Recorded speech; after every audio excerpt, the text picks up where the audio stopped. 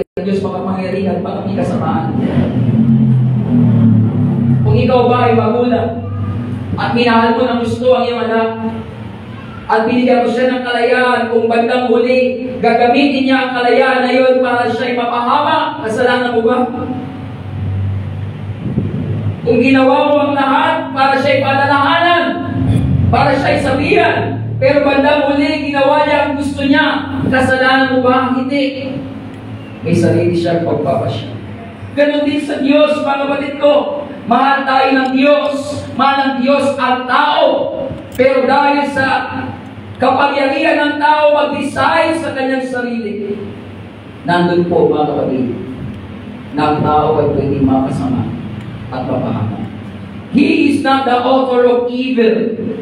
He is good. Every good and perfect gift comes from above, from the Father of light, of whom there is no shadow of variableness or turning. Siya ay Diyos na mabuti. Let this be our anchor point, mga kapatid, hindi lamang sa chapter na ito, sa lahat na nangyayari sa buhay mo ngayon, sa lahat ng dinadanas mo ngayon. Huwag mo isipin ang Diyos ay masama. Dahil yung mga kapatid, kung makapatuloy ka mag-input sa mga for we know that all things work together for good to those who love God, to those who are called according to His purpose. God is good all the time. God is good all the time. And all the time, that's good. Hindi lang yan, mga kapatid, isang mantra. It is a personal belief and strong faith.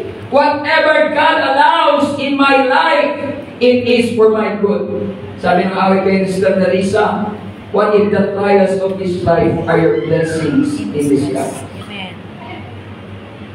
Yun pala yung blessing ng Panginoon sa iyo. Yung trial na dinadanas mo, yung persecution na dinadanas mo, ito pala ay blessing in disguise. Dahil later on, mga kapatid, kaya gamitin ng Diyos para sa ikabubuti natin. Joseph put it this way, nang siya, mga kapatid, ay binenta ng kanyang mga kapatid doon sa Egypt, at siya ay naging prime minister ng Egypt at natakot sa kanya, mga kapatid niya. Ang sabi niya, you meant it for evil, but God meant it for good to save the life of many. The devil can make it for evil, but God is so wise and so good, He can turn it around and He can use it for the good of His people. Palakpakan natin ang Panginoon, mga kapatid. Oh, hallelujah, hallelujah, hallelujah. Balikan natin yung sabi doon, mga kapatid, sa verse 11.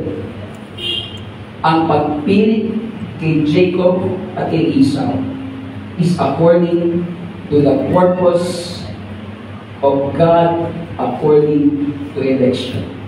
What is the purpose of God according to election? Bakit ang Diyos ay namili? Pinili niya si Abraham. Pinili niya si Isaac. Sabi nun sa mga naunang verse, maraming anak si Abraham, pero ang pangako na doon kay Isaac. Anak ni Abraham si Ishmael, may mga anak siya kay Keturah, pero ang pagpili, ang pangako na kay Isaac. Ganun din si Isaac, meron siya dalawang anak, pero ang pangako na kay Jacob. What is the purpose of God according to election? Bakit sila pinili ng Diyos, mga kapatid ko? Ang purpose ay para lumitaw ang Mesiya, ang Kristo. Ipinangako ng Diyos kay Abraham by